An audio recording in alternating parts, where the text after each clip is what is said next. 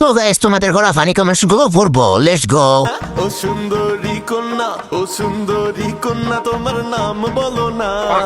দিয়া কাম কি তোমার মন্ত পাবে না গো, নাম দিয়া কাম কি তোমার মন্ত পাবে না, নাম দিয়া। समझ रहे हो समझ रहे हो आप? तो चलिए शुरू करते हैं। আমি যা দেখতেছি তার চেয়েও আমার মাথার সাইজও ছোট। পকড়ে হ্যাঁ দুই পাহাড়ের মাঝখানের মধ্যে হ্যাঁ লুকায় থাকে।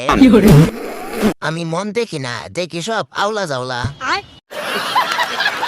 বউ ব্যবসায়ী পাহাড়গুলো জুই লাগেছে।